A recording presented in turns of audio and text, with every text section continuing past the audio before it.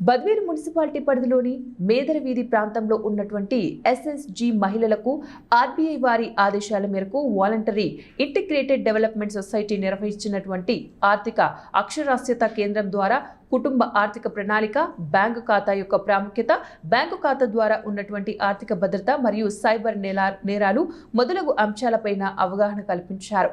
ఈ కార్యక్రమానికి ముఖ్య అతిథులుగా Badvel SI Konda Reddy, Canara bank manager Bala Naresh, MEPMA సిబ్బంది, వెట్స్ సిఎఫ్ఎల్ కౌన్సిలర్స్ చంద్రశేఖర్, సుబ్బారాయుడు, ప్రభాకర్ హాజరయ్యారు. చదువుకున్న వాళ్ళకి, టీచర్లకు కానీ వీళ్ళకందరికీ కాల్స్ వస్తూ ఉంటాయి. వచ్చేసి చెప్తారన్నమాట, మేము అధికారులు మాట్లాడుతున్నాము, మీరు ఇంకా కదలడానికి వెళ్ళారు, కదిలితే మిమ్మల్ని చేస్తామని చెప్పేసి.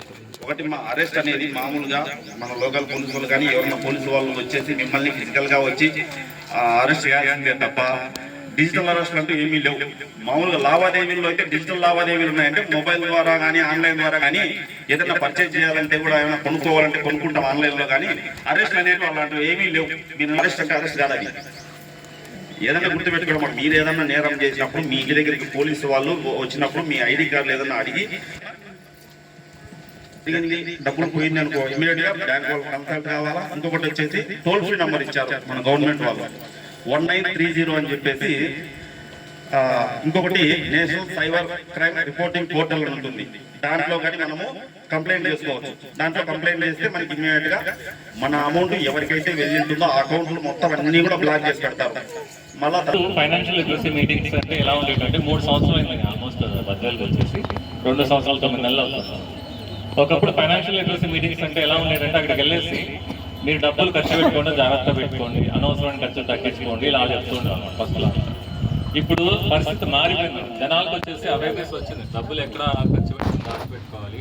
ముందు ఏంటంటే మీ సంతకాలు ఫోర్జరీలు చేసి ఎట్లా ఉండేది, ఇప్పుడు అట్లా ఏం లేదు. మొత్తం అంతా బ్యాంకింగ్ అంతా ఏమైపోయింది, మీ ఫోన్లలోకి వచ్చేసింది. మీకున్న డబ్బులు ఒక అకౌంట్ నుంచి ఇంకో అకౌంట్కి ఫోన్లోనే ట్రాన్స్ఫర్ అయిపోతుంది. కాబట్టి మీరు ఏం చేస్తారు, పొరపాటుగా ఒక నెంబర్కి బదులు ఇంకో నెంబర్ కొట్టినా అని వెళ్ళిపోతుంది. ఎందుకంటే అది కంప్యూటర్ కానీ ఫోన్కి కానీ అది కరెక్ట్గా తెలిసి పంపించేస్తుంది. ఇప్పుడు నెంబర్ ఇచ్చాము, ఆయన దగ్గర నుంచి కంప్లైంట్ తీసుకొని మా హెడ్ ఆఫీస్కి మెయిల్ పెట్టాము. ఆ 3 lakhs ఆయనకి మిగిలాయి అనమాట. ఇప్పుడు ఆయన అడిగాము అనమాట, ఏం చేశారు మీరు, ఏమైనా చేశారా, ఈరోజు ఏమైనా మెసేజ్లు వచ్చాయి అంటే ఏం లేదు సార్, ఏం రాలేదు అంటున్నాను. నేను మళ్ళీ అడిగాను అనమాట, మీరు ఎప్పుడన్నా వారం రోజుల నుంచి ఫోన్ ఆటోమేటిక్గా ఎక్కువ ఛార్జ్ అయిపోతుంది, ఎక్కువ వేడవుతుంది, తర్వాత ఛార్జింగ్ ఇంతకుముందు నాకు ఒక రోజు వచ్చేది ఇప్పుడు 2-3 గంటల్లోనే అయిపోతుంది అని చెప్పాడు అనమాట.